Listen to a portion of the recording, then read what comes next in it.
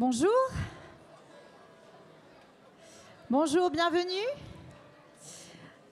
Allez, je vous offre encore quelques minutes pour prendre des nouvelles de chacun, demander un petit peu comment se sont passés ces derniers jours. N'hésitez pas à saluer les personnes qui sont autour de vous. Allez-y, je vous en prie, prenez encore quelques minutes et ensuite on va commencer notre culte. Comment ça a été ta semaine? Ça a été, merci. Ouais. Chargé. Et ta répète? Chargé. Je t'ai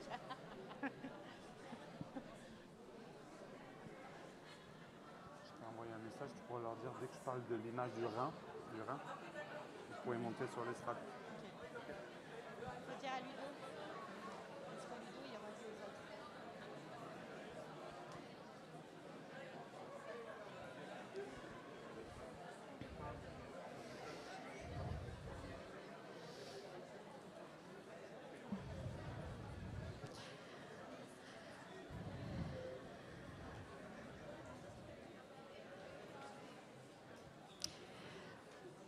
Bonjour à tous. Bienvenue à vous qui venez peut-être pour la première fois, ou peut-être ça fait quelques fois déjà que vous venez, et vous êtes contents de passer ces temps avec nous, et en tout cas nous on est vraiment heureux de voir à chaque fois je me dis mais il y a des nouvelles personnes. Donc, n'hésitez pas aussi à aller vous présenter aussi quand vous venez pour les premières fois. C'est vraiment un plaisir pour nous aussi d'apprendre à vous connaître. J'espère que vous avez passé une bonne semaine, que vous avez bien profité du soleil hier. Aujourd'hui, je ne sais pas ce qui s'est passé. Il a disparu. Alors, il y a deux semaines déjà, ça passe vite, on était en vacances scolaires. Je ne sais pas si certains sont partis un petit peu. Oui, vous êtes partis? Non? Ah, désolée. Non, moi non plus, je ne suis pas partie. On a eu le camp dans notre église, on a organisé un camp pour les teens, pour les collégiens, et mon mari, Mickey, un des pasteurs de cette église, est parti avec notre fils Jérémy pour le camp des teens. Et je me suis retrouvée toute seule avec ma fille Mia, de 6 ans et demi. Alors, je ne sais pas si vous êtes déjà restée seule avec une enfant de cet âge-là, mais il faut l'occuper, n'est-ce pas ? Et je me suis dit, bon, je vais anticiper, comme dans la famille, on aime bien organiser, n'est-ce pas? Je me suis dit, je vais faire un petit programme. Donc, on a établi un petit programme toutes les deux, et j'ai mis plein d'activités. Le matin, on va faire ça. À midi, on va manger là. L'après-midi, on va faire ça. Et je pense que je me suis un petit peu emballée. Et je me suis retrouvée avec un beau programme sur 4 jours. Donc, le premier jour, on commence à faire notre programme. Et le deuxième jour, je commençais à voir que je n'avais pas la même énergie que lors de mes 20 ans. Et la deuxième journée, on avait prévu donc le matin d'aller à la piscine. Le midi, on devait aller manger au McDo. Je ne veux pas faire de pub, mais voilà, c'était le choix. On peut dire fast-food si vous préférez. Et l'après-midi, on devait aller faire de la trottinette au skatepark. Donc le matin démarre à la piscine, mais j'avais oublié que c'était les vacances scolaires. Et je me suis retrouvée avec 30 enfants autour de moi. Il y avait en plus un bus qui venait de déposer des enfants. Donc entre les éclaboussements, les rires, les cris, on poussait dans tous les sens. Mia qui m'appelait toutes les 2 minutes, j'étais épuisée, franchement. J'ai fini le temps de piscine, j'en pouvais plus. En plus, j'étais à moitié démaquillée, donc j'imaginais pas sortir après. Et je lui dis, bah Mia, en fait, je suis désolée, maman, elle est trop fatiguée, et je te propose qu'on fasse le McDo à un autre moment.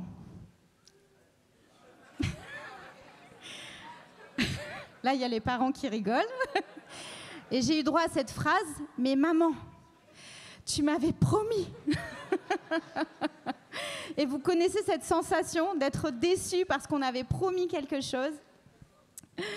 Et il y aurait d'autres exemples à partager. Là, je vous partage l'exemple de ma fille, mais pour des promesses qu'on ne tient pas, par exemple, il peut y avoir au travail aussi. Allez, continue de travailler comme ça, continue de faire autant d'heures et je te promets, tu vas avoir une promotion.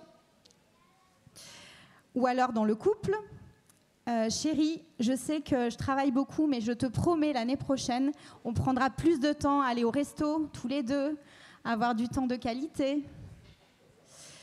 Ou même en amitié, tu peux me dire ton secret, je te promets, je ne le répéterai pas. Et des fois, on se retrouve face à des situations comme ça où nous-mêmes, on peut ne pas tenir des promesses parce que des fois, il y a les circonstances aussi. Et parfois, des personnes nous font des promesses et ne tiennent pas leurs promesses. Mais ce matin, je voulais vraiment vous donner une bonne nouvelle. C'est que nous avons un Dieu qui tient ses promesses. Amen. Est-ce que vous le croyez ce matin? Amen. Voici ce que nous dit la parole de Dieu. Dieu n'est pas un homme pour mentir, ni le fils d'un homme pour revenir sur sa décision. Ce qu'il a dit, ne le fera-t-il pas? Ce qu'il a déclaré, ne l'accomplira-t-il pas? Amen. Et ce matin, je ne veux pas qu'on puisse regarder à nous-mêmes. Forcément, dans la vie, on connaît des désillusions, des déceptions, des moments difficiles. Mais Dieu nous a laissé sa parole pour nous rappeler quelles sont ses promesses et comment nous devons réagir face à cela. J'ai relevé quelques promesses de Dieu pour nous aider ce matin. Dans Ésaïe 43, 2, « Il sera avec toi. Quand tu passeras par les eaux, je serai avec toi. Quand tu traverseras les fleuves, ils ne te submergeront pas. Quand tu marcheras dans le feu, il ne te fera pas de mal et tu ne seras pas brûlé. » Quelle belle promesse, n'est-ce pas? Notre Dieu nous protégera. Dans Psaume 121. Oui, l'Éternel te gardera de tout malheur. Il gardera ta vie. L'Éternel veillera sur toi de ton départ à ton retour, dès maintenant et à jamais. Il sera ta force. Ne crains rien, car je suis avec toi. Ne promène pas des regards inquiets, car je suis ton Dieu. Je te fortifie, je viens à ton secours. Je te soutiens de ma droite triomphante. Il te répondra. Invoque-moi et je te répondrai. Je t'annoncerai de grandes choses, de choses cachées que tu ne connais pas. Notre Dieu nous promet qu'il pourvoira à nos besoins, car je connais les projets que j'ai formés sur vous, dit l'Éternel. Projets de et non de malheur, afin de vous donner un avenir et de l'espérance. Notre Dieu va nous donner la paix. Je vous laisse la paix, je vous donne ma paix. Il nous aimera toujours. Je t'aime d'un amour éternel. C'est pourquoi je te conserve ma bonté. Amen. Ce matin, j'aimerais qu'on puisse réaliser à nouveau que peu importe les circonstances par lesquelles on passe, peu importe les déceptions qu'on peut avoir, notre Dieu, lui, ne nous décevra jamais. Et il nous a laissé sa parole pour que nous puissions nous saisir de ses promesses. Que dans les moments difficiles, nous puissions ouvrir sa parole et nous dire « Ah, tu m'as promis ça, Seigneur, et je sais que tu le feras. » Est-ce que certains ici peuvent témoigner de ce que déjà Dieu a fait dans leur vie et les promesses qui ont été accomplies dans leur vie? Est-ce que certains peuvent? Amen. Vraiment, ce matin, avec l'équipe, on avait à cœur de vous amener dans un temps de louange, de reconnaissance pour remercier Dieu pour qui il est, parce qu'il est un Dieu fidèle qui tient ses promesses, et c'est ce qu'on va aussi déclarer ensemble. Après le premier temps de chant, j'aimerais vous inviter à un temps de prière, mais plutôt un temps où on puisse, au travers de nos prières, s'encourager les uns les autres. Que ce soit un temps où on puisse peut-être se rappeler des promesses de Dieu dans sa parole. Si certains veulent lire à haute voix un passage de la Bible, ou simplement dire merci Seigneur parce que tu m'as promis ça et que c'est arrivé, tu as accompli cette promesse dans ma vie. Mais que ce matin, ce puisse aussi être un temps où on s'encourage par nos prières les uns les autres, qu'on remercie le Seigneur, mais qu'on s'encourage aussi les uns les autres. On est une famille, amen. Et c'est vraiment important qu'on puisse se rappeler que Dieu nous parle au travers de sa parole. Je vais prier et ensuite on va chanter ensemble.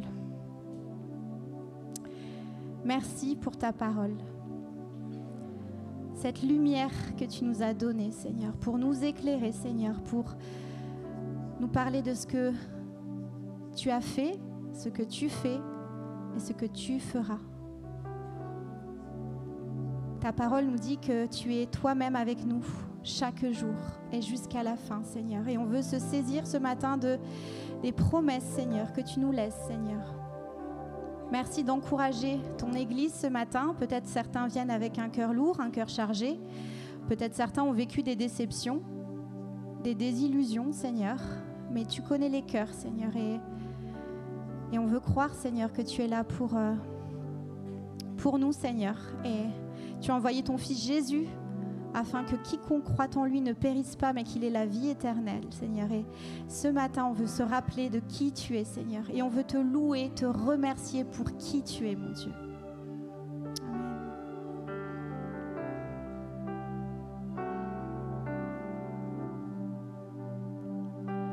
Amen. Merci pour ta parole.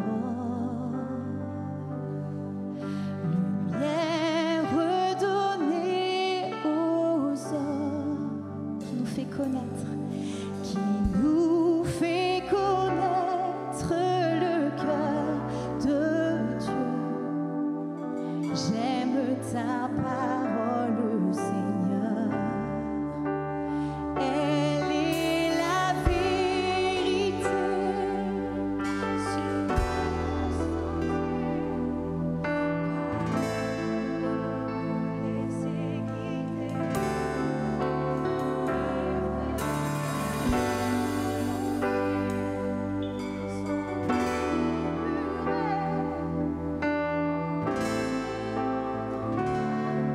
Je crois dans tes promesses.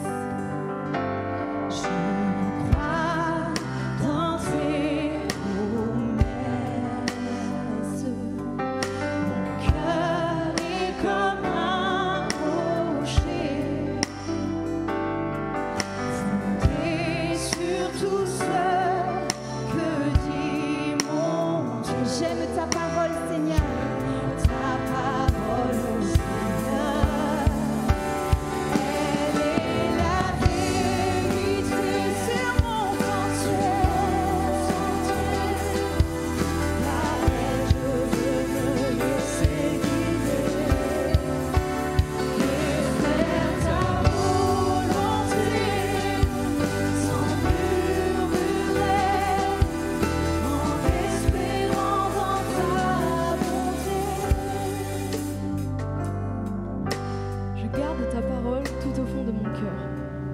Péché contre toi. Béni sois-tu, ô Éternel, enseigne-moi tes ordonnances. Mes lèvres énumèrent toutes les lois que tu as prononcées. J'ai de la joie à suivre les préceptes, autant que si je possédais tous les trésors.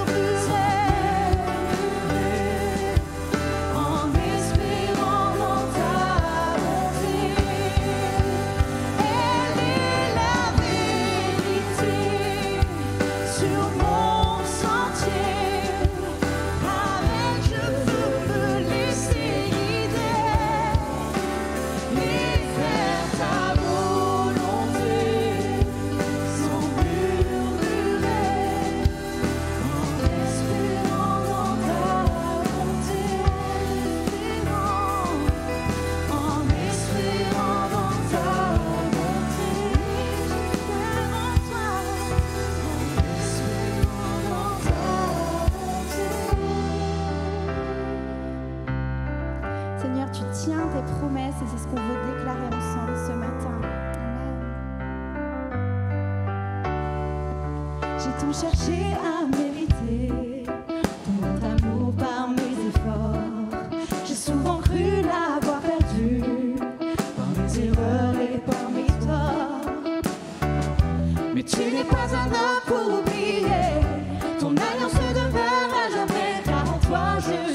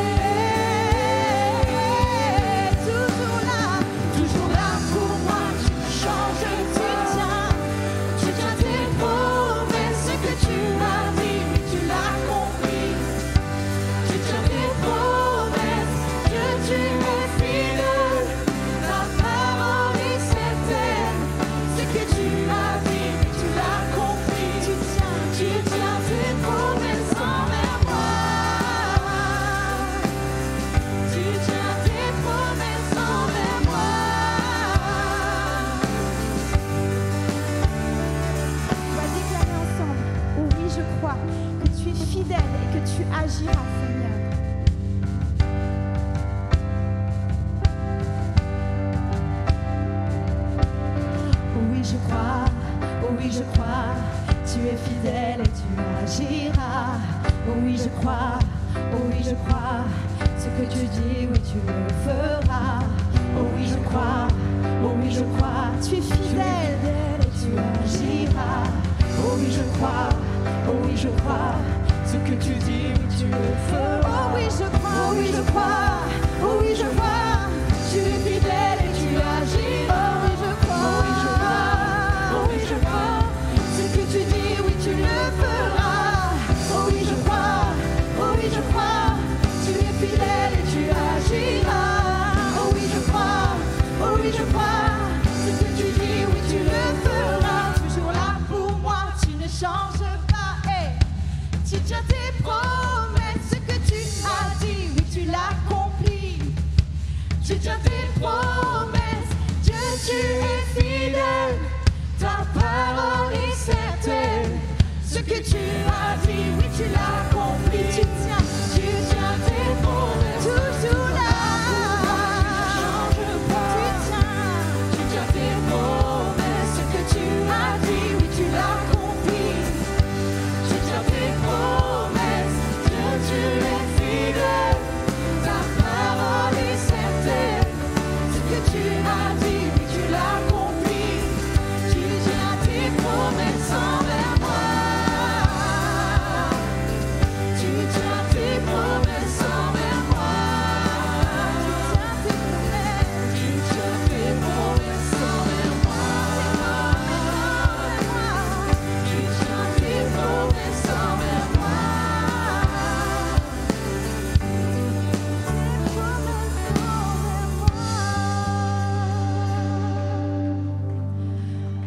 Tu traces un chemin au Père des miracles.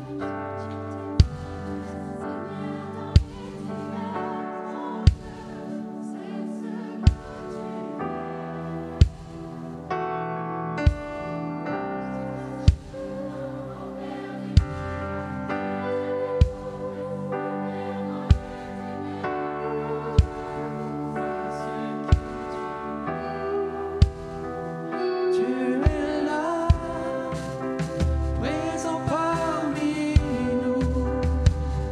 Je t'adore, je t'adore. Tu es là, agissant Tu agis parmi encore nous. aujourd'hui parmi nous, Seigneur. Je t'adore, oui, je t'adore. Tu traces un chemin au Père des miracles. Tu tiens tes promesses, lumière dans les ténèbres. Mon Dieu, voici qui tu es.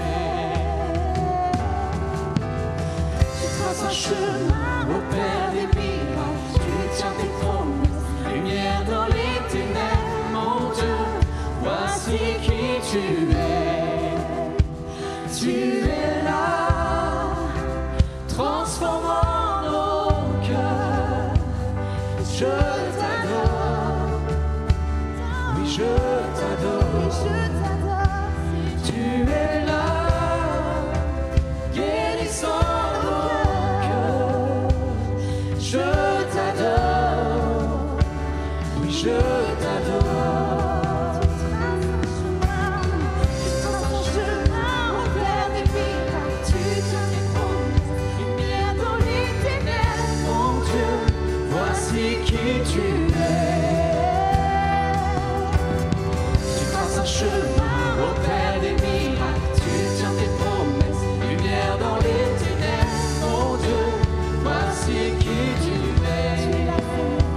Tu es là, Transforme nos vies, Seigneur. transformant nos Tu agis dans les cœurs, tu vies. agis dans les vies encore aujourd'hui, Je Seigneur. t'adore. C'est la raison pour laquelle on veut t'adorer Je ce matin. t'adore. On veut te donner toute la gloire à toi Tu seul. es là, tu es dans les cœurs brisés.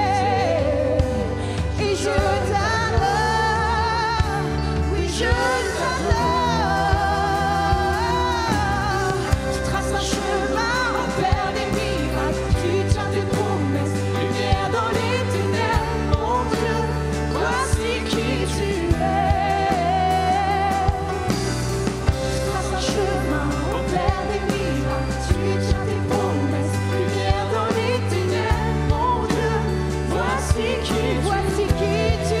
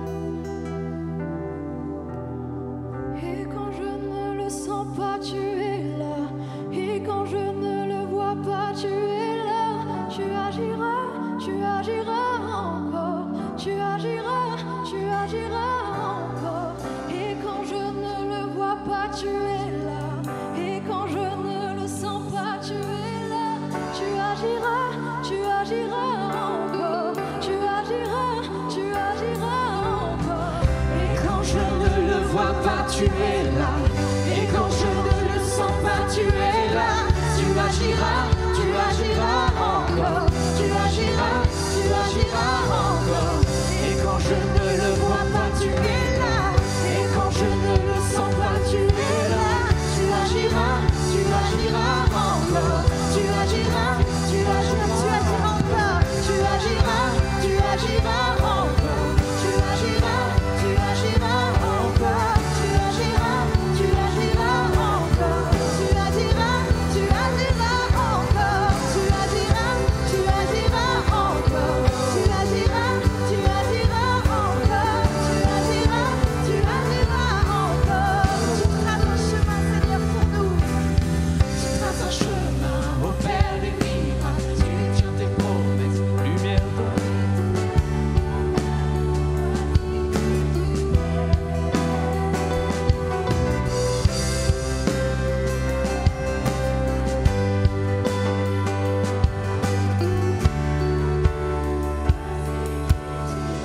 Encore une fois, déclare-nous ce matin, tu traces un chemin.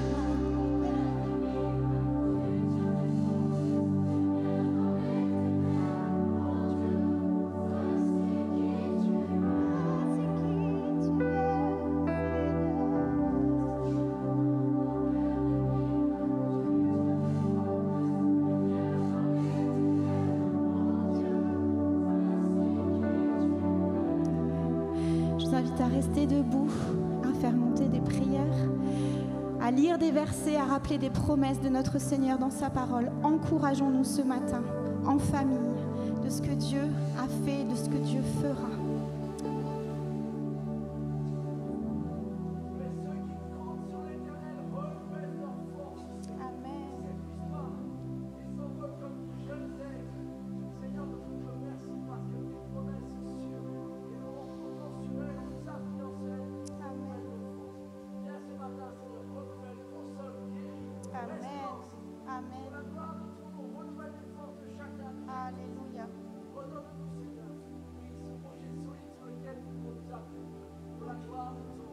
Amen.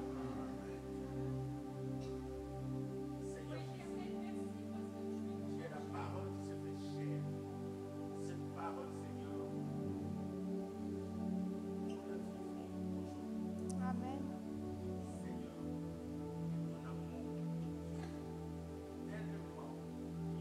Alléluia.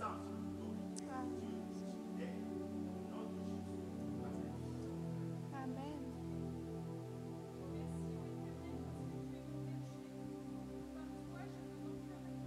Amen. Amen.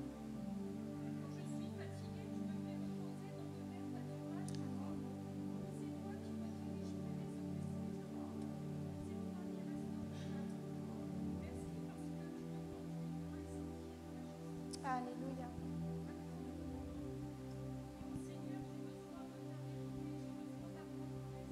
Amen.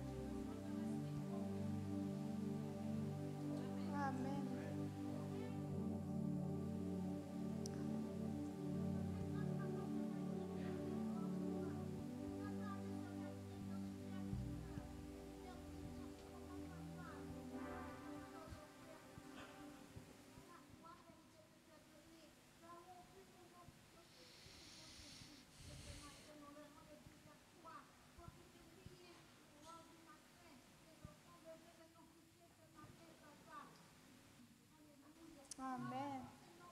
Amen.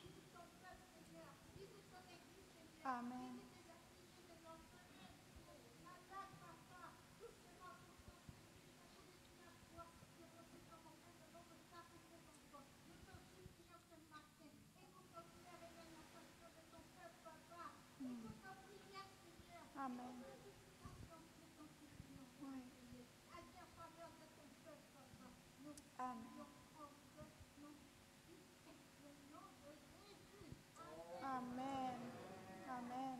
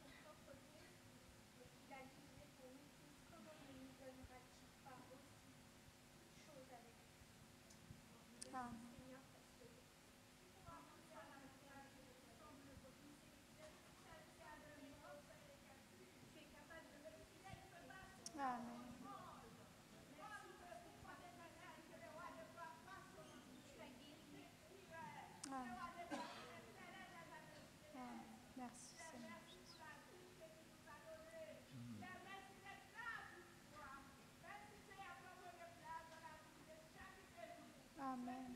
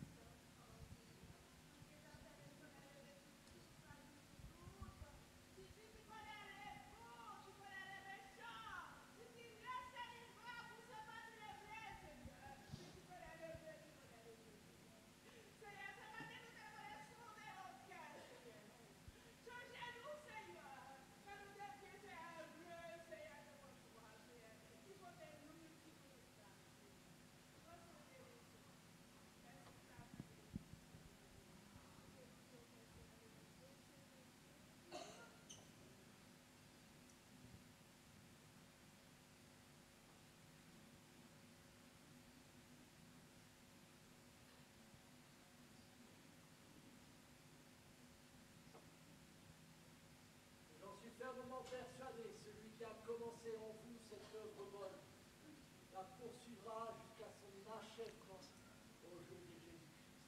Merci Seigneur pour cette promesse. Amen.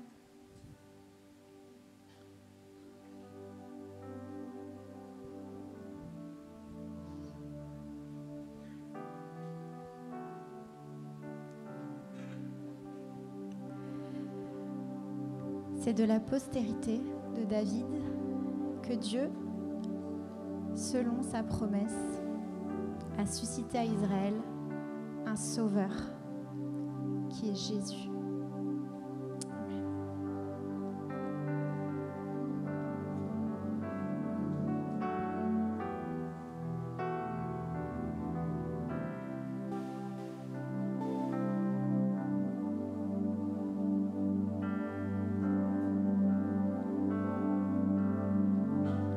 Oh Jésus, mon sauveur, Seigneur, nul n'est comme toi.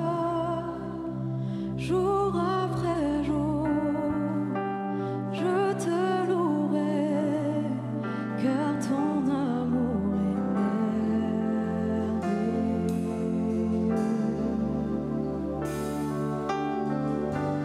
Mon abri, mon refuge, mon réconfort, mon rocher, tout ce qui vit, ce que je suis, ne cesse de t'adorer.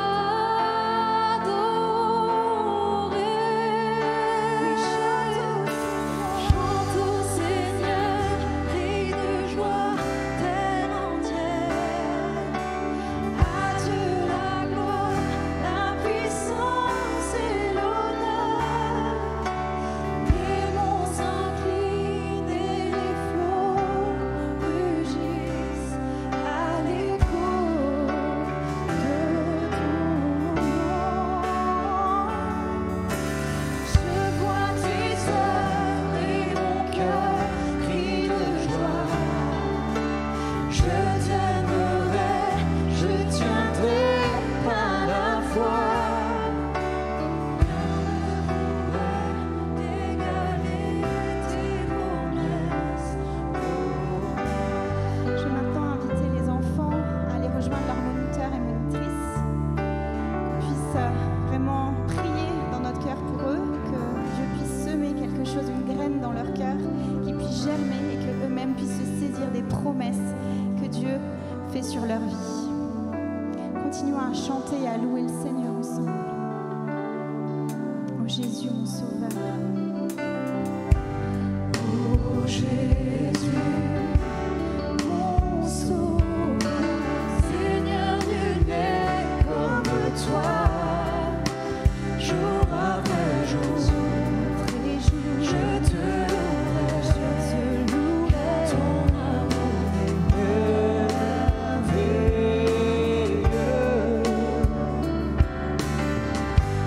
Mon abri,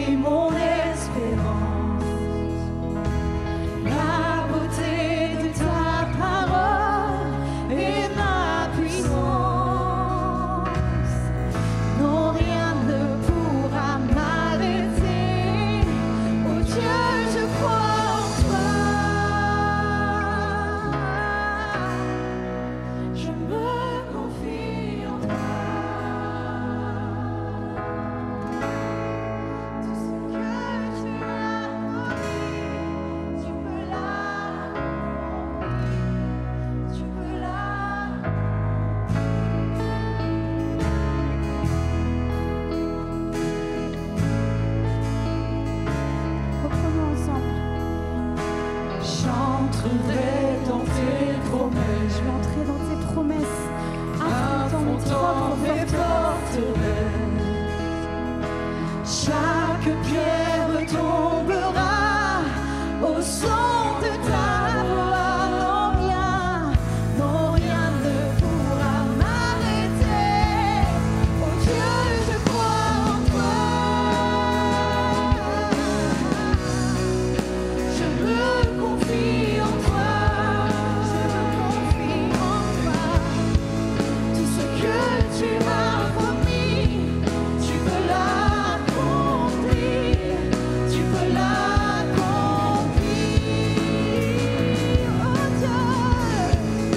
Oh Dieu, je crois en toi. Je me confie en toi. Tout ce que tu as promis, tu peux l'accomplir. Tu peux l'accomplir.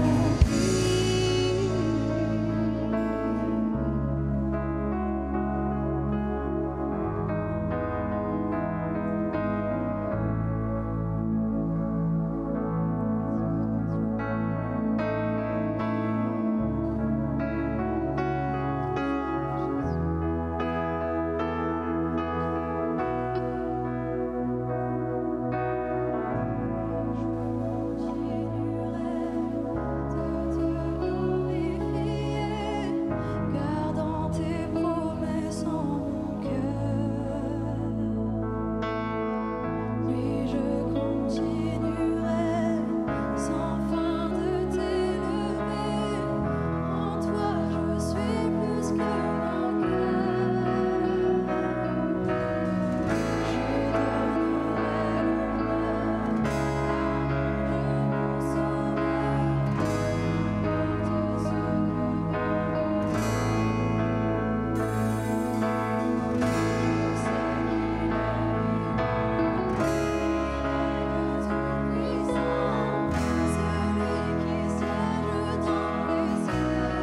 je continuerai, et je continue te glorifier, Seigneur. Et je veux continuer à garder tes promesses dans mon cœur. Gardant tes promesses en mon cœur. Oui, je continuerai sans fin de t'élever. En toi, je suis plus que vainqueur. Je donnerai l'honneur. Je donnerai l'honneur à mon Dieu, mon Sauveur. Car toi, ce que moi, je ne peux pas me laisser abattre par le découragement, Seigneur. Je mets toute ma confiance en toi. Il est le Tout-Puissant, celui qui siège dans les cieux. Moi en toi, je me confie en toi. Je me confie en toi. Tout ce que tu as promis, Amen. Tu vas l'accomplir. Oh Dieu, je crois en toi. Oh Dieu, je crois en toi. Je crois en toi, Seigneur. Je me confie en toi. Tout ce que tu as promis, tu vas l'accomplir. Tu vas l'accomplir. Tous ensemble, je vous invite à faire monter des prières à notre Seigneur. Merci pour tes promesses, Seigneur. Merci parce que tu es vivant.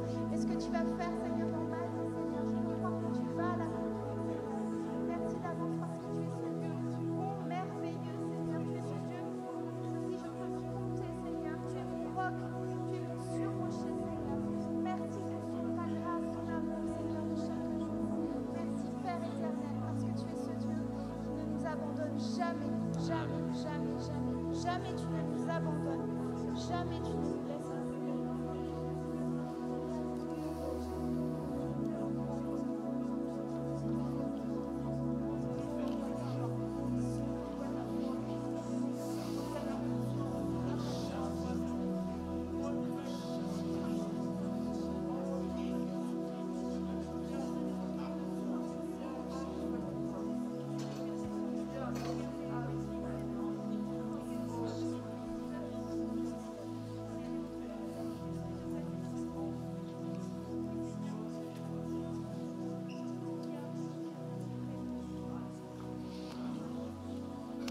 Merci mon Dieu pour ces chants qui nous rappellent, Seigneur, le contenu de tes promesses, qui nous rappellent que tu es un Dieu qui ne faillit jamais.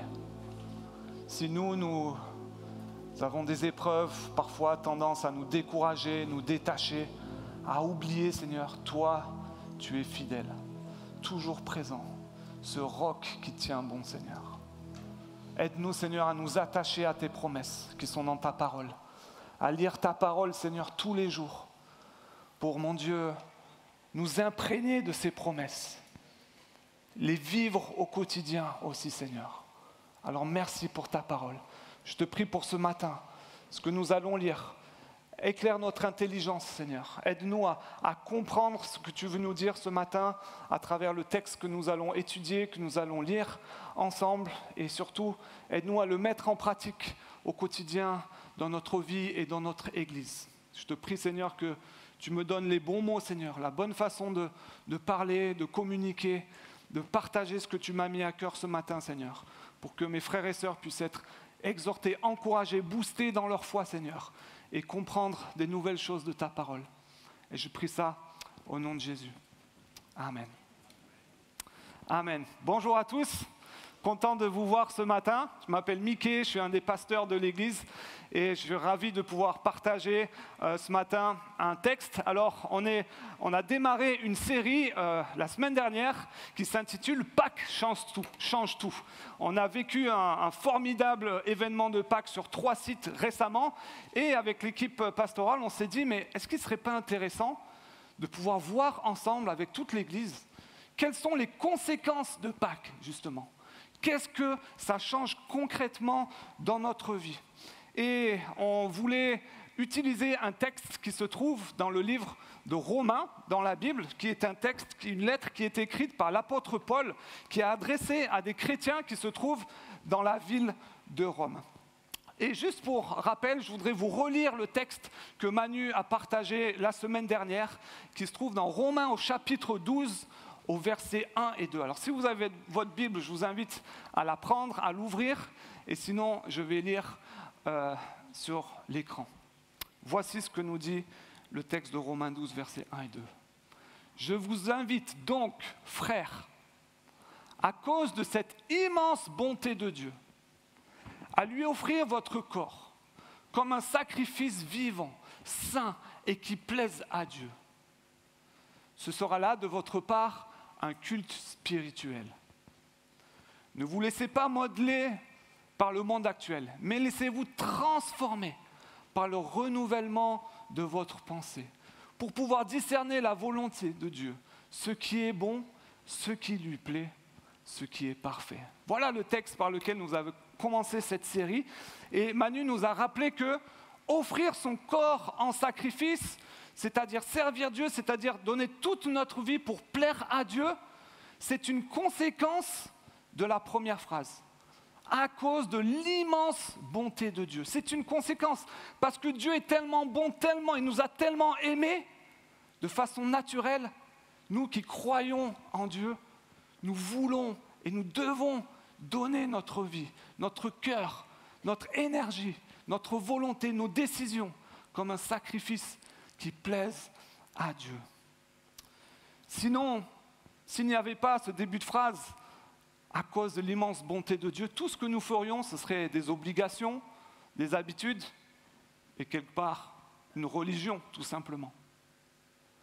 Et aujourd'hui, on va lire les prochains versets, du verset 3 jusqu'au verset 8. Donc on va continuer les versets, on a lu le 1 et 2, et donc maintenant on va lire à partir du verset 3, et je vais aussi vous faire la lecture. En vertu de la grâce que Dieu m'a faite, voici ce que je dis à chacun d'entre vous. Rappelez-vous qu'il parle aux chrétiens de Rome de l'époque. Ne soyez pas prétentieux. N'allez pas au-delà de ce à quoi vous devez prétendre. Tendez au contraire à une sage appréciation de vous-même. Chacun selon la part que Dieu lui a donnée dans son œuvre régie par la foi. Chacun de nous a dans un seul corps de nombreux organes. Mais ces organes n'ont pas la même fonction. De même, alors que nous sommes nombreux, nous formons ensemble un seul corps par notre union avec le Christ. Et nous sommes tous, et chacun pour sa part, les membres les uns des autres. Et Dieu nous a accordé, par grâce, des dons différents. Pour l'un, c'est la prophétie, qu'il exerce cette activité conformément à notre foi commune. Pour un autre, c'est le service, qu'il se consacre à ce service. Que celui qui a reçu un ministère d'enseignement enseigne. Que celui qui a reçu un ministère d'encouragement encourage. Que celui qui donne le fasse sans arrière-pensée. Que celui qui dirige le fasse avec sérieux. Que celui qui secourt les malheureux le fasse avec joie. Voilà le texte que nous allons voir aujourd'hui, qui est dans la continuité du verset 1 et 2, où on comprend qu'ici, offrir son corps en sacrifice, il s'agit de servir, de se mettre au service des autres et au service de l'Église, avec les dons que Dieu m'a donnés. Voilà la thématique que nous allons voir aujourd'hui. Mais je vous entends déjà dire, mais c'est quoi le rapport avec la série qu'on est en train de faire? Pâques change tout. Quel est le rapport avec les événements de Pâques et ce qu'on vient de lire ici? Le fait de servir, de se mettre au service les uns des autres. Quel est le rapport? Alors pour ça, les amis, il faut qu'on fasse un petit flashback, qu'on revienne en arrière des textes que nous venons de lire actuellement, où Jésus n'est plus mort, mais il est encore vivant. Et il est en train de faire un discours, il est en train de parler à ses disciples.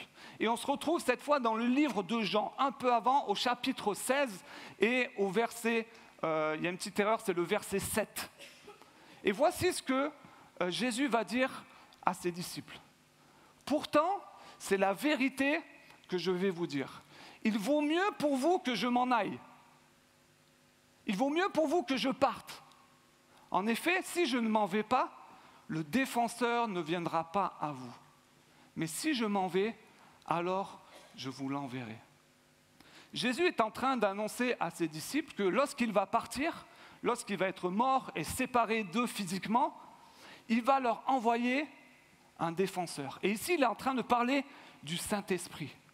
Et il va leur envoyer. Il dit, c'est la raison pour laquelle il vaut mieux que je parte. Parce que si je ne pars pas, vous n'aurez pas ce Saint-Esprit-là. Il vaut mieux que je parte pour que l'Esprit vienne et qu'il soit en vous. Et un peu plus loin dans le livre d'Éphésiens, dans un autre texte qui parle justement des différents dons que Dieu a donnés à chacun, on trouve ce texte-là. Et c'est encore Paul qui parle cette fois aux chrétiens d'Éphèse. Cependant, chacun de nous a reçu la grâce de Dieu selon la part que le Christ lui donne dans son œuvre. C'est bien ce que déclare l'Écriture. Et là, il va citer le psaume 68 en disant « Il est monté sur les hauteurs », en parlant de Jésus, « il a emmené des captifs et il a fait des dons aux hommes ». Là, il parle aussi du Saint-Esprit. Parce que Jésus est mort et ressuscité, ensuite, le Saint-Esprit a été envoyé sur les chrétiens. Le Saint-Esprit qui lui-même distribue des dons à chacun, aux uns, aux autres, pour leur donner des capacités particulières pour servir et pour équiper l'Église. Est-ce que vous comprenez le lien maintenant avec la Pâque? Parce que Jésus-Christ est mort et ressuscité, le Saint-Esprit est venu, a été donné pour équiper les chrétiens, leur donner des dons spéciaux particuliers et pour servir l'Église et les autres avec Jésus à sa tête. Voilà le rapport qu'il y a entre le texte que nous avons lu et les conséquences de la Pâque. Et c'est ça, les amis, le but de l'Église. D'avoir un groupe de personnes, un ensemble d'hommes et de femmes, plus ou moins âgés, avec des enfants aussi, qui croient que Jésus-Christ est mort et ressuscité. Et qui, de ce fait, ont reçu le Saint-Esprit et ont reçu un don spécial pour servir l'Église et servir Dieu. Et ces hommes, ces femmes aiment tellement Dieu et s'aiment tellement les uns les autres de façon particulière qu'ils veulent s'offrir en sacrifice. C'est-à-dire servir les autres, servir l'Église avec les dons que le Saint-Esprit leur a donnés. Et nous, c'est ce que nous voulons vivre dans notre Église. Que chacun puisse identifier ces dons que le Seigneur lui a donnés et servir l'Église et les autres. Voilà le but de l'Église, ce qu'est en train de nous expliquer Paul ici, ce qu'il expliquait aux Romains. Il y a quelques années, je devais me rendre dans le sud de la France, à Montpellier. Et pour ça, quand je vais dans le sud, je prends toujours le TGV. Et J'avais mon billet en main, je le scanne, tout se passe bien, je vais sur le quai, le train arrive avec les contrôleurs qui sont là, qui sifflent, les portes s'ouvrent, je rentre, je monte à l'étage, je regarde quel est mon billet, ma place, et je retrouve ma place au bon wagon, je m'assois, je pose mes affaires, j'enlève ma veste, commence à sortir mon petit pique-nique, etc. Et puis je vois l'heure qui arrive et le train était bientôt sur le point de partir. Et vous savez, si vous avez déjà pris le train, qu'il y a toujours une annonce qui est faite avant de partir. Mesdames et messieurs, bienvenue à bord du TGV Inouï 4328 à destination de Bruxelles. De Bruxelles? What? Mais non, moi je veux aller à Montpellier. Attention au départ, les portes vont se fermer. Wow, imaginez le stress que j'ai ressenti. J'ai rapidement plié mon pique-nique, récupéré mes affaires, repris ma veste et couru pour sortir sur le quai avant que les portes ne se ferment. En fait, je m'étais trompé de train, j'étais sur le quai à côté et l'autre, c'était mon bon train. Et ouf, j'ai pu récupérer mon train et puis partir dans la bonne direction. Et en fait, c'est ce jour-là que j'ai compris que les annonces qui sont faites dans le train, ce n'est pas pour nous rappeler des choses qu'on sait, mais c'est fait pour nous rappeler, en fait, que les gens qui se sont trompés de destination n'ont pas pris le bon train, comme moi, vous comprenez? Et j'ai compris ça. Et dans les avions, c'est pareil. Et ce matin, je vous annonce que la destination que prend notre Église depuis sa création, c'est que son but, c'est que chacun puisse identifier son don que Dieu lui a donné par son Saint-Esprit et le mettre en pratique, le mettre en action pour servir les autres et pour servir l'Église dans l'unité. Et les amis, si vous venez dans notre Église pour venir consommer, écouter, partir, revenir, partir, vous êtes dans le mauvais train. Il faut changer de quai. Prenez vos affaires et allez dans un autre train. Ce n'est pas la vision, ce n'est pas l'objectif que nous avons pour notre Église. Nous voulons ensemble, membres les uns les autres, avec Christ à notre tête, servir avec les dons que Dieu nous a donnés. Et ceci étant dit, j'aimerais ce matin souligner plusieurs aspects qui sont présents dans le texte que nous avons lu ce matin, qui sont relatifs justement à la thématique de servir. Comment offrir notre corps en sacrifice en servant les autres et en servant l'Église. Et la première vérité que je voulais vous rappeler, c'est que chaque chrétien a un don. Je répète, chaque chrétien possède au moins un don. Dans le verset 6, il nous est dit « Et Dieu nous a accordé par grâce des dons différents. » C'est pour ça que dans un autre texte qui est très connu aussi pour parler des dons et de l'unité et du service, dans 1 Corinthiens 12, il nous est dit « En chacun, l'Esprit Saint, comme on l'a dit tout à l'heure, se manifeste par un don, justement, pour le bien de tous. » Alors comprenez par ces textes que si tu crois en Jésus-Christ, si tu l'as manifesté par ta vie de façon concrète, tu as l'Esprit de Dieu en toi, tu as un don, mon frère, ma sœur. Un don spirituel, c'est quoi? C'est une capacité particulière que le Saint-Esprit donne selon la grâce de Dieu à chaque membre du corps de Christ et qui doit être utilisée pour l'édification de l'Église. Et souvent, comme moi je m'occupe un peu des équipes, des ministères dans l'Église, de l'organisation, j'entends beaucoup de personnes qui me disent « Ah non, mais laisse tomber Mickey, moi j'ai pas de don, je ne peux pas servir dans l'Église. » Faux, faux, faux et archi faux. Il n'y a rien de plus faux que tu n'as pas de don. C'est vraiment faux, ce n'est pas ce que nous dit la parole de Dieu. Que tu sois un homme, une femme, petit, grand, français, portugais, coréen, indien, nous avons tous un don que Dieu nous a confié. C'est ce que nous dit la parole de Dieu. J'aime beaucoup l'histoire de cet homme qui, dès qu'il est né, était un enfant qui est né sans bras et sans jambes. Il s'appelle Nick. Et il a grandi comme ça et il avait ses parents ont essayé de trouver des façons pour lui de lui faciliter la vie.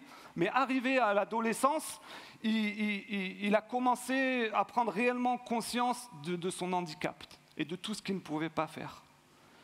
Et alors qu'il vivait dans une famille chrétienne, il connaissait Dieu, il aimait Dieu même, il dit « Mais Seigneur, j'ai carrément envie de mourir, pourquoi est-ce que tu m'as fait comme ça ?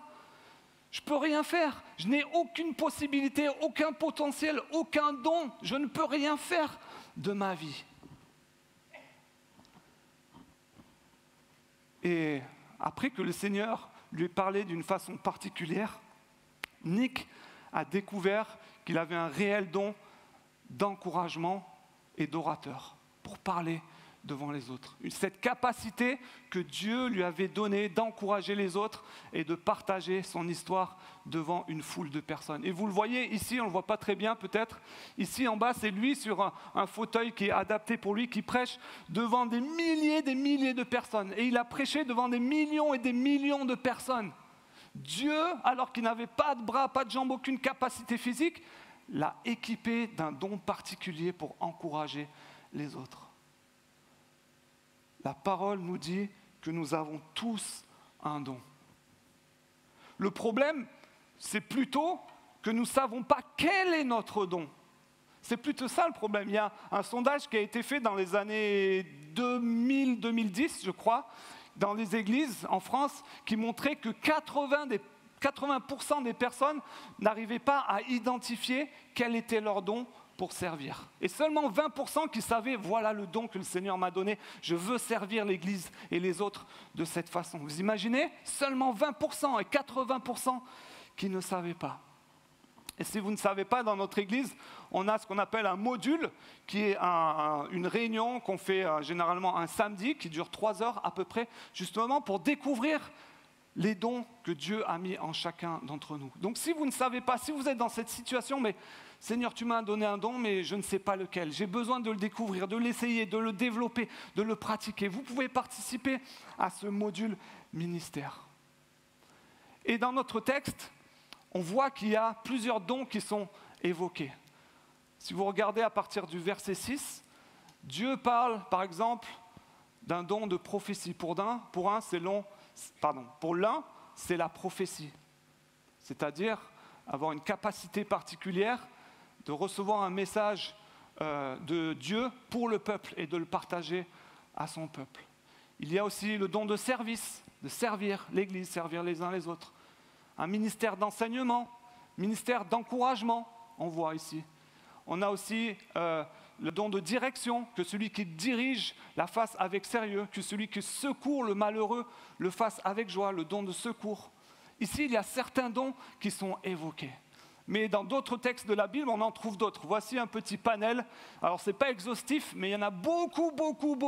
Voici une partie des dons que le Saint-Esprit peut donner à chacun d'entre nous pour servir l'Église et servir les autres. Don d'organisation, don de discernement entre ce qui est bien et ce qui est mal, le don de sagesse, le don d'hospitalité, le don de service, je l'ai dit tout à l'heure, être un berger, prendre soin des autres, le don de connaissance, le don de foi, avoir une particularité d'avoir, dans des moments difficiles, une capacité à tenir bon, à tenir ferme, relation d'aide, prendre soin des autres, aider les autres. Voilà un petit panel de dons qui sont présents dans la Bible et que le Saint-Esprit, par lequel le Saint-Esprit nous équipe. Donc, chers amis, il y a un de ces dons qui est à l'intérieur de vous. Si vous ne le connaissez pas, il suffit de chercher. Vous pouvez prier le Seigneur, demander « Seigneur, mais quel don est-ce que tu m'as donné? Comment est-ce que tu voudrais que je serve dans ton Église pour faire partie du corps de Christ ?» La deuxième vérité que j'aimerais souligner avec vous, c'est qu'un don est une grâce de Dieu.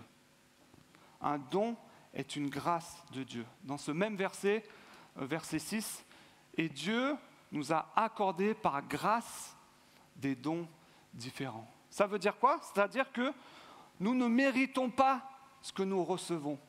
Nous ne méritons pas d'avoir tel ou tel don. Il y a un grand prédicateur américain qui s'appelle Dwight Moody, avec la plus belle barbe qu'on ait connue du 19e siècle, qui était un grand évangéliste. Il était connu pour ses dons d'orateur et il a prêché devant plus de 100 millions de personnes. Imaginez, 100 millions de personnes. À l'époque où il n'y avait pas de télévision encore, il n'y avait pas de smartphone, il n'y avait pas de réseaux sociaux. Donc 100 millions de personnes physiquement, imaginez. Et j'aime beaucoup ce qu'il a dit, cette citation. Il dit, moi, malgré mon statut, malgré ce don que j'ai reçu d'évangéliste et de prédicateur, je suis juste un homme avec un cœur qui est prêt. Tout ce que j'ai, Dieu me l'a donné. Ce n'est pas moi, ça ne vient pas de moi. Je n'ai rien à moi. Dieu peut faire beaucoup avec un homme qui ne cherche pas à prendre sa gloire. Imaginez cet homme qui aurait pu s'enorgueillir d'avoir ce don devant ces millions de personnes. Et pourtant, il a reconnu et accepté que ces dons qu'il avait reçus étaient purement une grâce de Dieu. Alors les amis, où que nous soyons dans l'Église, que nous soyons surtout sur l'estrade, ceux qui sont sur l'estrade, qui servent sur l'estrade, prédicateurs, présidents de culte, musiciens, tous les autres, nous n'avons pas à nous enorgueillir des dons que Dieu nous a donnés. C'est une grâce que Dieu nous a donnée pour servir l'Église et pour servir les autres. Troisième vérité, chaque don est nécessaire. De même, alors que nous sommes nombreux, nous formons ensemble un seul corps par notre union avec le Christ. Et nous sommes tous, et chacun pour sa part, membres les uns des autres. Ici, Paul utilise une image, l'image du corps, pour montrer l'importance de chaque don qui font partie d'un seul corps.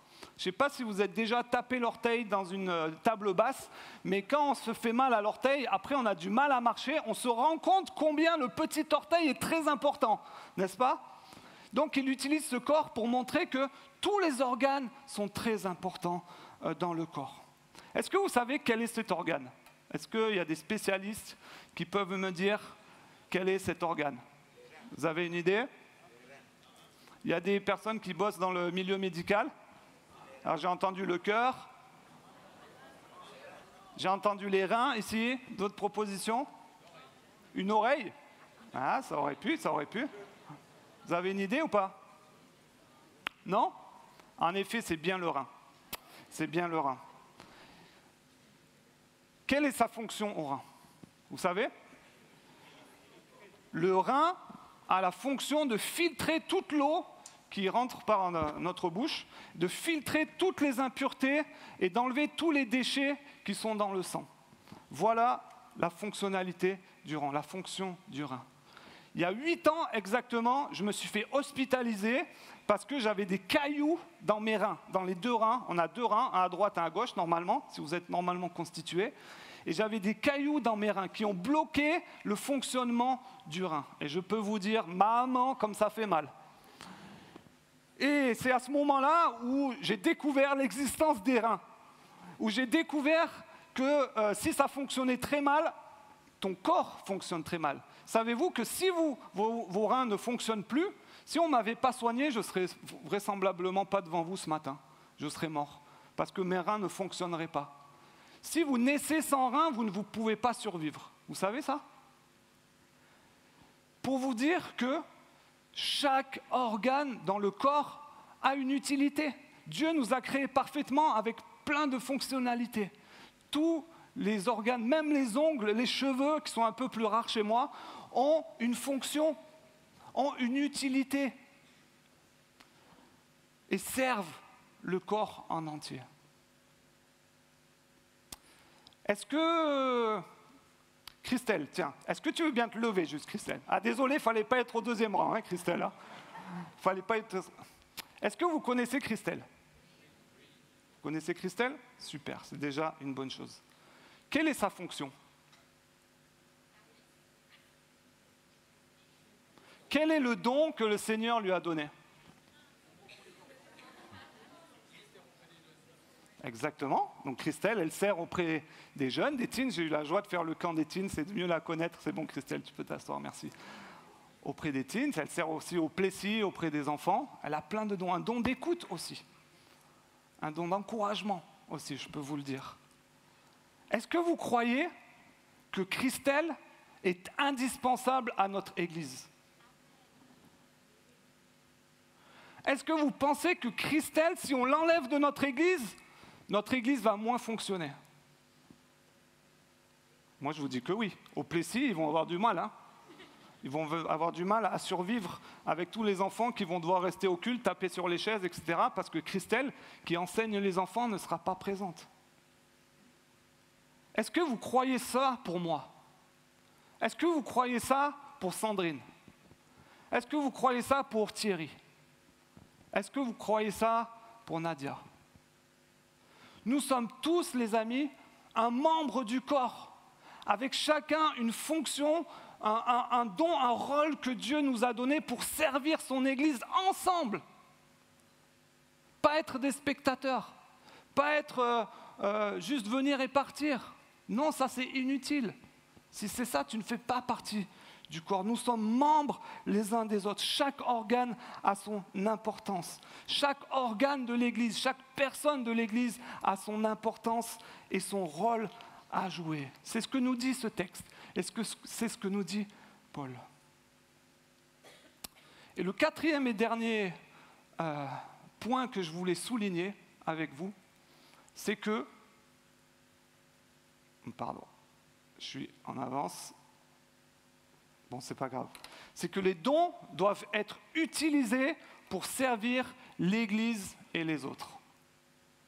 Les dons, je répète, doivent être utilisés pour servir l'Église et les autres. Ici, Paul utilise l'image du corps. Mais si vous me le permettez, ce matin, j'aimerais utiliser une autre image. Et vous voyez, on a une belle équipe de musiciens ici. Et on va comparer notre Église à une équipe de musique, si vous êtes d'accord.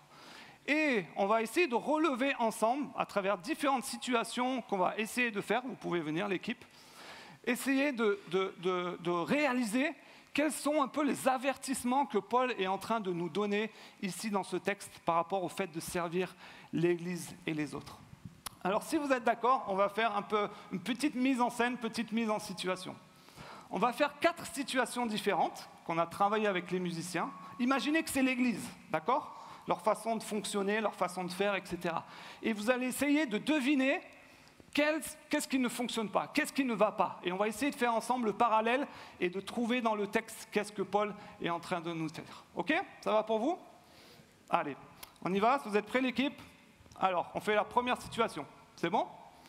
1, 2, 3, 4.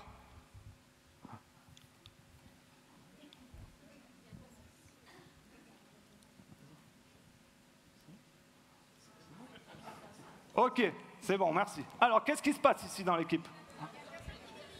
Personne ne dirige, ouais, mais quoi d'autre? Il ne se passe rien, mais quoi d'autre? Exactement. Chacun attend de l'autre qui commence à jouer. Vous voyez, il se dit, mais toi, vas-y, c'est à toi. Allez, vas-y, c'est toi qui fais l'intro, c'est toi qui dois commencer, vas-y. Et finalement, il ne se passe rien. Et parfois, dans l'Église, on a ce même défaut, où on attend que ce soit les autres qui servent à notre place. Même si on sait qu'on a un don, on sait qu'on a quelque chose pour servir l'Église, on dit, bah, d'autres vont le faire finalement. Et Paul ici nous dit l'inverse, regardez. Je compte que sur les autres, c'était. Il dit, pour l'un, c'est la prophétie. Il y a un verbe d'action après, qu'il exerce. Si tu as un don de prophétie, exerce-le. Si tu as un don de service, qu'il se consacre. Il y a à chaque fois un verbe d'action. Celui qui a reçu un ministère d'enseignement, reste sur ta chaise et puis attends que ça passe, que d'autres le fassent pour toi. Non, enseigne. Si tu as un ministère d'encouragement, encourage les autres. Donc il y a cette volonté de mettre en action, de ne pas attendre à chaque fois que ce soit les autres et de critiquer. Ah, ça c'était moyen, ça c'était bof. Mais c'est facile quand on est assis sur sa chaise à rien faire. Les amis, Paul ici encourage les chrétiens de l'époque à mettre en action nos dons et ne pas attendre que ce soit les autres qui le fassent. Deuxième situation, vous êtes prêts? Allez, 1, 2, 3, 4, let's go. Je chanterai gloire à l'éternel, je chanterai louange à son nom, je chanterai Dieu, mon essentiel, je chanterai en Ok, merci l'équipe. Là, on peut bénir le Seigneur pour l'équipe de musique qu'on a d'habitude. Hein. Alors, qu'est-ce qui se passe ici? Est-ce que vous avez arrivé à réaliser? Pardon? Chacun fait son truc. Exactement. Vous avez remarqué que chacun la joue perso, en fait. Tout le monde a chanté un chant différent, avec un rythme différent, et chacun ne pense qu'à soi, en fait. Et parfois, c'est possible dans l'Église, où on peut servir, dire « Seigneur, tu m'as donné ce don, merci, je vais le mettre en action, je vais servir. » Mais peu importe les autres, peu importe les dégâts que je vais faire autour de moi, peu importe. Et Paul nous dit l'inverse ici. De même, alors que nous sommes nombreux, nous formons ensemble un seul corps. N'oublions pas que nous ne sommes pas qu'un rein qui fonctionne tout seul et qui tout seul ne sert à rien au final. En vrai, nous sommes un corps. Nous avons de l'utilité les uns pour les autres et nous devons prendre en compte les uns et les autres. Arrête d'être concerné que par toi-même, par ton ministère, ta petite chose que tu fais et que tous les autres font mal. Peut-être que nous devrions commencer à réfléchir et de savoir, ok, il y a plein de gens qui servent autour de moi. Comment est-ce que je peux être concerné par tous ces hommes, ces femmes qui servent aussi? Comment est-ce que je peux les bénir avec ce que moi je fais de telle ou telle façon et faire partie de ce corps, de cet ensemble les uns des autres? Voilà ce à quoi Paul nous encourage. Troisième situation. Vous êtes prêts, l'équipe? Allez, 1, 2, 3, 4.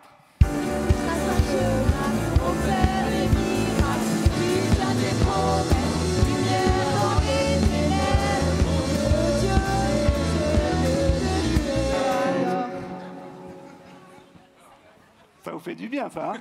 Ça réveille de bon matin. Alors, qu'est-ce qu'on a ici? Un peu plus compliqué, hein? Déjà, ça va pas. Ça, on est d'accord, on est tous d'accord. Sinon, ce serait très inquiétant. Si vous dites, ah ouais, j'ai kiffé ce chant, c'était vraiment le bonheur. Qu'est-ce qui se passe ici? Oh, Isabelle, tu dis quoi? Oh, pas tout à fait, mais oui, il y avait de ça. Exactement. En fait, ils ont chanté tous le même chant. Ils avaient tous la même partition. On n'a pas su reconnaître, mais ils avaient tous le même morceau en tout cas. Mais chacun avait un rythme différent. Les chanteuses avaient une tonalité différente. Et un des risques, c'est qu'on peut servir parfois avec les bons dons, mais pas avec la bonne attitude. Et pour les mauvaises raisons. Sans Christ qui est au centre. Et quel lien à faire avec cette situation? C'est que le texte ici nous dit que, ensemble, un seul corps, par notre union avec Christ. En fait, le fait de servir Christ, à cause de cette immense bonté, parce que j'aime Dieu, parce que j'aime les autres, je veux servir l'Église avec Dieu au centre et avec Christ à la tête. Si je sers avec cette disposition de cœur, peu importe mes dons, peu importe ma place, que ce soit sur l'estrade ou ailleurs, Christ va créer l'unité entre nous. Et par son esprit, harmoniser tous les dons de l'Église, qui sont ensemble multiples, malgré nos différences d'âge, de culture, de façon de faire, etc. Ce qu'on vit, les amis, dans notre Église, c'est quelque chose d'extraordinaire. On a 45 nationalités différentes représentées. On a des âges multiples, des dons multiples. Et pourquoi est-ce que ça fonctionne? Pourquoi est-ce que tout le fonctionnement de l'Église, la vie de l'Église fonctionne? Parce que Christ est au centre.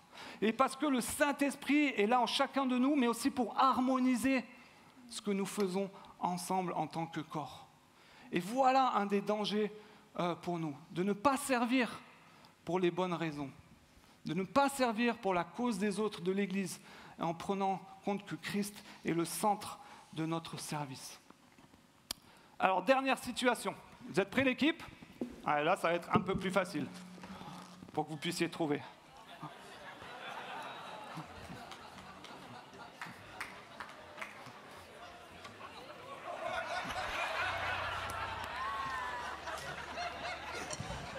Ok, vous êtes prêts l'équipe? Attention, 1, 2, 3, 4.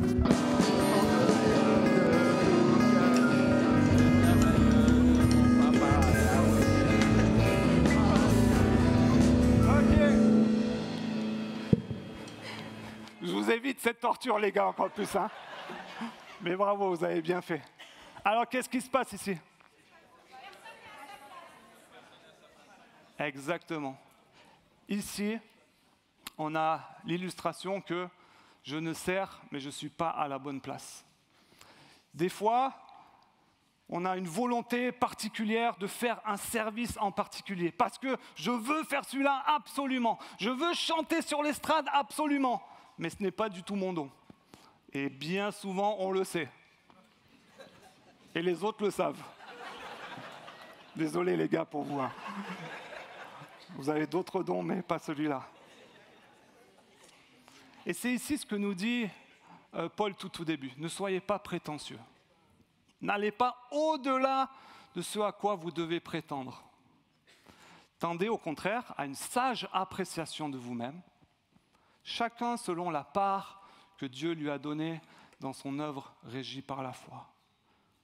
Que chacun puisse s'examiner, chercher, trouver le don que Dieu a mis en lui, pour le mettre en action dans l'Église et se mettre au service des autres. Voilà le but de l'Église, les amis. Et c'est ce que Paul voulait partager aux chrétiens de l'époque. Offrez votre corps en sacrifice qui plaise à Dieu, une façon de servir qui honore Dieu, avec Christ au centre, qui prend en compte les uns les autres, en cherchant le don que Dieu m'a mis pour que je sois à la bonne place et édifier l'Église comme un corps tous ensemble. Il y avait un réel enjeu pour les chrétiens de l'époque, les amis, les chrétiens de Rome, mais pour nous aussi aujourd'hui, de comprendre le plan de Dieu pour son Église. Un ensemble d'hommes et de femmes qui aiment tellement Dieu, qui veulent le servir de cette façon avec les dons que Dieu leur a mis à l'intérieur, avec Christ au centre de ce service. Alors les amis, si vous êtes d'accord, et si ce n'est pas encore le cas, on aimerait vous inviter à monter dans ce train-là, avec cet objectif-là, d'être une église avec des hommes, des femmes qui sont équipés par le Saint-Esprit pour servir et mettre nos dons en action. Je vous propose juste d'avoir un temps de silence où chacun peut peut-être prier dans son cœur à Dieu et lui dire « Seigneur, voilà, j'ai envie de te servir. » Ou je te sers depuis des années, mais peut-être à la mauvaise place. Montre-moi quel est le don que tu as mis en moi. Montre-moi, Seigneur, comment tu veux que je serve ton Église. Juste un temps de silence.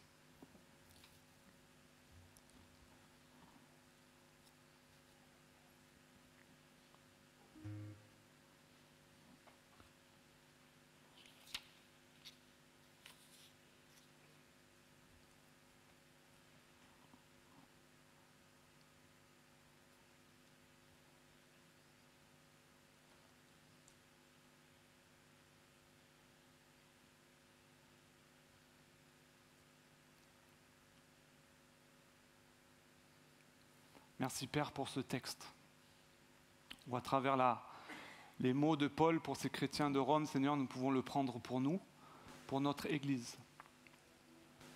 Et nous voulons comprendre, Seigneur, que parce que Jésus est mort à la croix, ressuscité, parce que ton esprit est descendu en nous, à l'intérieur de nous, Seigneur, pour nous équiper de dons particuliers. Tu avais ce plan pour ton Église, Seigneur, pour bâtir ton Église en comptant sur nous. Merci pour ce privilège.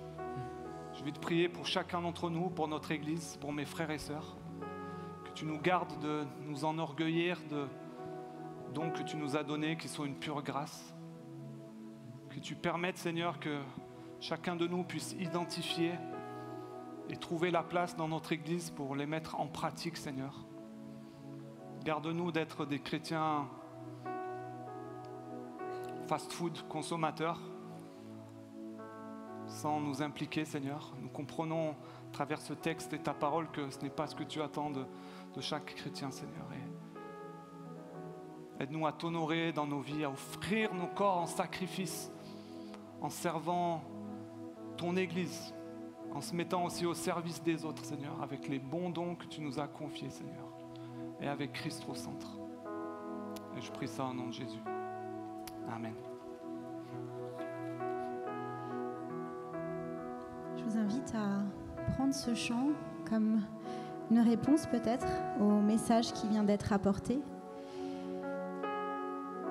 Seigneur Jésus, je viens à toi, tel que je suis.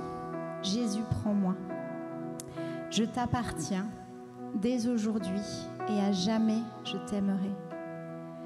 Je t'offre ce que j'ai, tout est à toi. Si tu le veux, Seigneur, sers-toi de moi. Alors ce matin, si ce qu'a partagé Mickey fait écho dans ton cœur et si tu sens vraiment que le Seigneur t'a parlé, je t'invite à chanter ce chant avec nous. Seigneur, sers-toi de moi.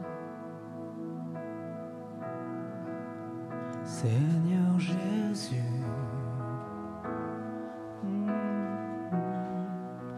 je viens à toi.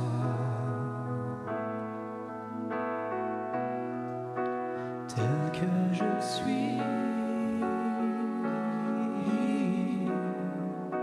Jésus, prends-moi. Je t'appartiens.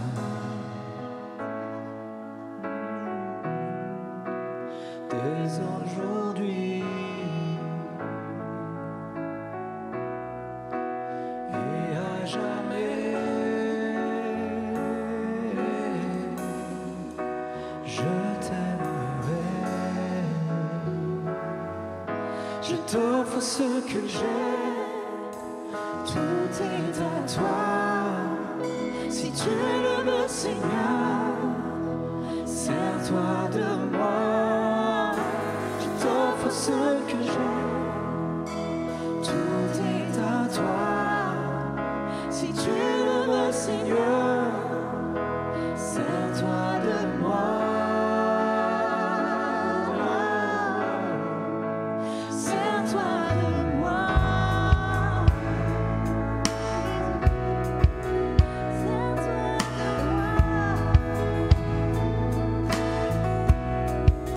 Seigneur Jésus, je viens à toi, tel que je suis. Jésus, prends-moi. Je t'appartiens. Et aujourd'hui et à jamais, je t'aimerai.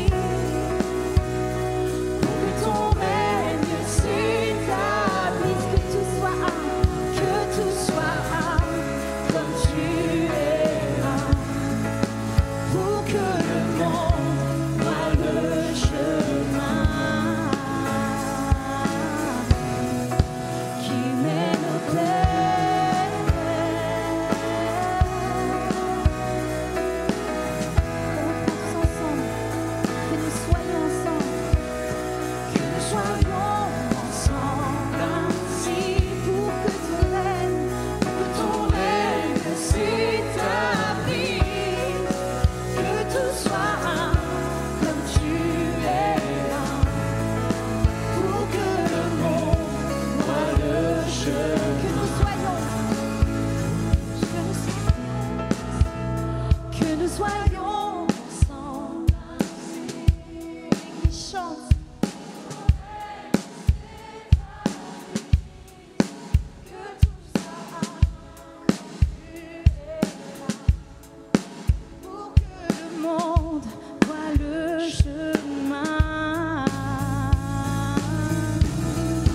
qui mène au Père.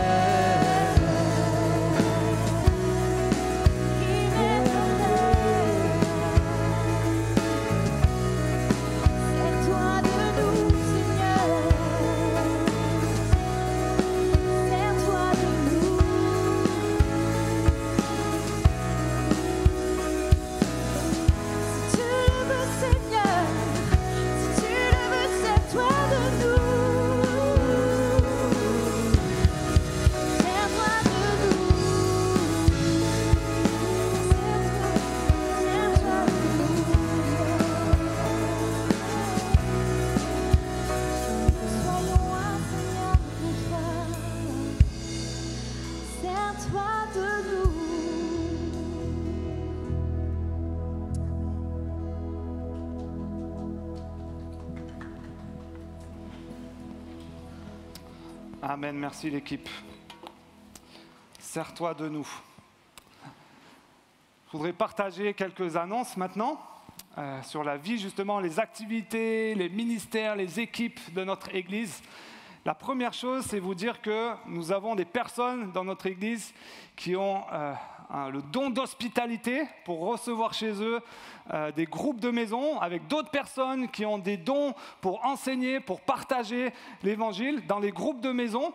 Et nous allons démarrer une nouvelle série cette semaine qui s'appelle « Aimer son prochain ». Et les responsables de groupes de maison, si vous ne l'avez pas encore fait, vous pouvez à la fin du culte récupérer auprès de Magali dans le hall convivial tous les manuels de groupes de maison pour votre groupe.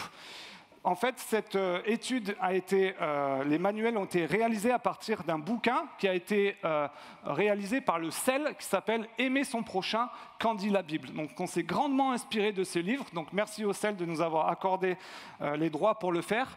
Et vous pouvez retrouver aussi ce livre, surtout les animateurs, si vous voulez compléter un peu les études que vous avez. De suite après le culte, à la librairie avec Céline, il y a certains bouquins que vous pouvez acheter aussi, donc n'hésitez pas à aller le récupérer, et s'il n'y en a plus, à les commander en tout cas. On a la joie cette semaine de pouvoir célébrer le mariage de Nathan et de Déborah. Il y a eu la première partie qui a eu lieu hier et là le deuxième round jeudi prochain. Donc on est super ravis de pouvoir célébrer ce moment de joie avec vous les amis. N'hésitez pas à les féliciter après le culte et à leur dire un petit coucou et à les encourager aussi pour ces derniers jours de stress et d'organisation. C'est à quelle heure, rappelez-moi les amis, la cérémonie 15h, ok. Mais ce n'est pas dans nos locaux ici, hein, c'est à l'extérieur. Voilà. Autre information, et là je sais que vous avez tellement hâte de ce moment-là, c'est notre assemblée générale qui aura lieu le 18 mai à 15h30 ici même dans ces locaux, dans dimanche, dans 2 semaines maintenant déjà. Donc réservez bien la date pour vous, pour tous les membres de l'église, c'est un non négociable. Ne me sortez pas, oh non, j'avais un stage de macramé ou des trucs comme ça, non, ça ne marchera pas. Assemblée générale pour tout le monde, pour tous les membres. Si vous n'êtes pas membre de notre Église, vous pouvez librement venir participer. Simplement, vous n'aurez pas la possibilité de voter. Mais une assemblée générale, c'est un lieu où on partage les projets de l'Église, les futurs projets, la vision. On examine aussi la comptabilité, la trésorerie. Chacun est libre de poser des questions aussi sur des sujets divers. Donc c'est un moment où on construit aussi ensemble. Donc on vous attend pour être présent donc le 18 mai à 15h30. Si toutefois vous avez des cailloux dans les reins et vous ne pouvez vraiment pas venir, vous êtes aux urgences, vous avez la possibilité de faire un bon pour pouvoir, c'est-à-dire de donner votre possibilité de voter à quelqu'un d'autre. Pour ça, vous avez reçu normalement les convocations vendredi par email, et dans l'email, il y a un bon pour pouvoir. Donc vous pouvez l'imprimer et noter à qui vous donnez un pouvoir. Ce bon pour pouvoir, ne me le donnez pas à moi, vous le donnez à la personne qui va voter pour vous et qui sera présent à l'Assemblée générale. OK? Ça marche pour vous? Super. Et puis, autre chose qui va se passer à l'Assemblée générale, c'est qu'on vote aussi des personnes. Et on a la joie cette année de pouvoir voter une nouvelle personne, et cette personne, c'est Reine. Reine, est-ce que tu veux bien me rejoindre? Elle est là? Super, elle est là, Reine. Alors cette année, vous savez que notre cher Véro, qui dirigeait le pôle solidarité dans notre église, a souhaité prendre du retrait pour des raisons de santé et de passer le relais. Notre chère sœur Véro a fait énormément pour faire avancer tout le pôle solidarité. Et un grand merci à Véro. Et notre chère Reine a accepté du coup de prendre la suite pour continuer tout le travail qui a été fait. Et donc on aura l'occasion, Reine, à l'Assemblée générale de voter du coup ton entrée dans le conseil. Alors tiens, je te donne un micro. Alors juste quelques questions pour apprendre à mieux te connaître. Reine, est-ce que tu peux nous dire en quelques mots qui tu es, et pour que les gens qui ne te connaissent pas puissent te connaître? Donc moi je m'appelle Reine Mungungu, je suis mariée, je suis en famille recomposée et avec mon mari on a 5 enfants. Dont je vis à Lésigny. Je suis à l'église depuis 2008. Wow. Et voilà brièvement. Ok. Ah oui. C'est ton anniversaire? C'est aussi mon anniversaire aujourd'hui. Wow. Alors attendez. On va faire une petite pause et on va revenir là-dessus après. Ok? Ça marche? Alors Reine, est-ce que tu peux nous expliquer un peu ton parcours? Comment toi tu es devenue chrétienne? Comment tu es amenée à rencontrer ce Jésus dont on a parlé tout à l'heure? Alors moi je suis née dans une famille de culture chrétienne parce que ma mère en fait très jeune nous a amenés à l'église, mais vraiment que de culture chrétienne. Dans cette famille je n'avais pas réalisé et quand j'ai quitté ma famille, j'ai continué dans cette culture chrétienne, j'allais à l'église, je servais. Et quand je suis arrivée à l'église de Ponto en 2008, j'ai intégré un groupe de maison. Et dans ce groupe de maison, j'avais des frères et sœurs. J'ai vraiment appris à vivre la convivialité d'abord, mais aussi l'enseignement. Et à travers ces enseignements, à travers tout ce cheminement, c'est vraiment là où je pense que j'ai rencontré le Seigneur et où j'ai décidé de consacrer ma vie au Seigneur. Mais avant ça, c'était pas...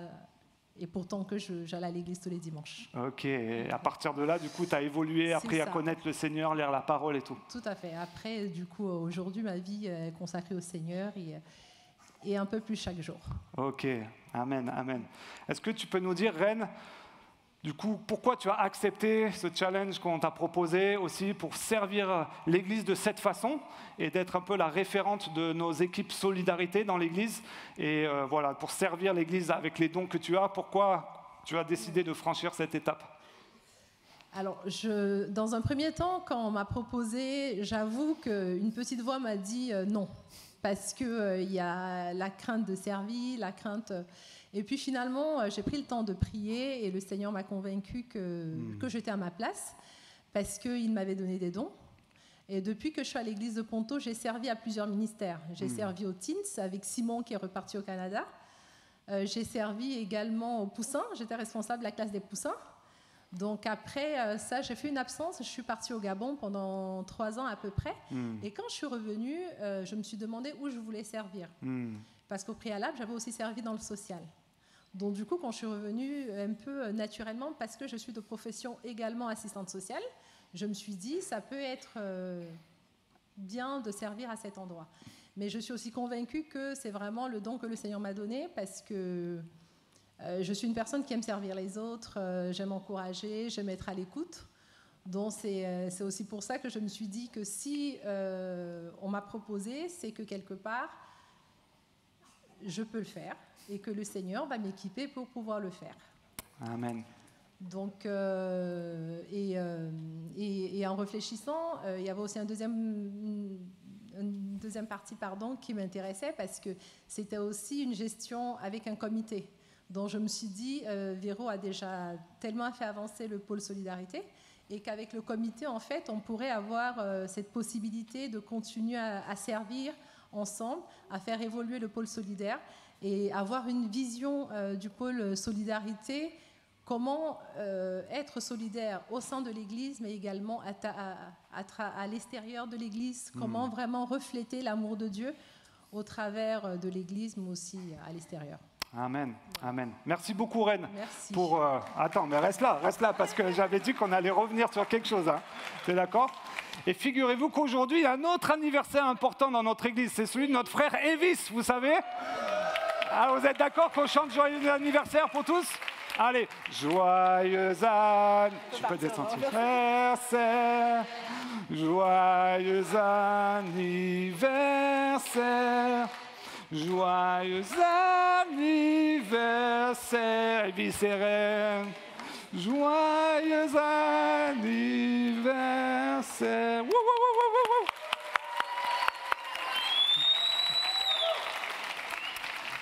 Désolé, c'est avec quelqu'un d'autre aujourd'hui, mais vous prenez la chanson pour vous aussi. Hein. Ça marche aussi. Ok, dernière annonce, les amis, c'est que pour vraiment mettre en pratique ce que j'ai prêché tout à l'heure et ce qu'on a lu dans la Bible, à la fin du mois de mai, le 25, dimanche 25 exactement, on va avoir ce qu'on appelle un forum des ministères. On fait ça presque chaque année dans notre église. C'est comme un forum des associations où toutes les équipes, les ministères de notre église vont avoir un stand dans le hall convivial pour présenter un peu ce qu'ils font. Et du coup, libre à chacun d'entre vous qui êtes là dans notre église d'aller à la rencontre de ces différentes personnes, des différents responsables, que ce soit l'entretien, l'enfance, les teens, la louange, le bricolage, l'entretien, bon bref, beaucoup de possibilités. On a plus de 40 équipes dans notre église et vous aurez la possibilité d'aller vous renseigner, d'aller voir ces gens, voilà, moi j'ai ce don-là, est-ce que ça matcherait avec ce ministère-là, avec cette équipe-là, et dans quelles conditions aussi est-ce que je pourrais pratiquer mon don ou en tout cas m'exercer. Et vous aurez ensuite la possibilité d'essayer pendant un trimestre ce ministère-là et ensuite de débriefer, voir si vous souhaitez confirmer ou aller vers autre chose. Donc voilà une façon très concrète dans notre Église de mettre en pratique ce que nous avons appris aujourd'hui, ce que Paul nous a enseigné, de servir l'Église et les autres avec les dons que Dieu nous a donnés. Je crois que c'est tout en termes d'annonce. Voilà, il ne me reste plus qu'à vous dire, les amis, que vous pouvez donner vos offrandes aussi dans les urnes qui sont à la sortie ou par Internet, par carte bancaire ou virement, directement sur notre site Internet. On était super contents de passer ce dimanche avec vous. Bonne reprise de groupe de maison cette semaine. Et on est ensemble, un corps pour servir Dieu, n'est-ce pas? Let's go. Bon dimanche à chacun.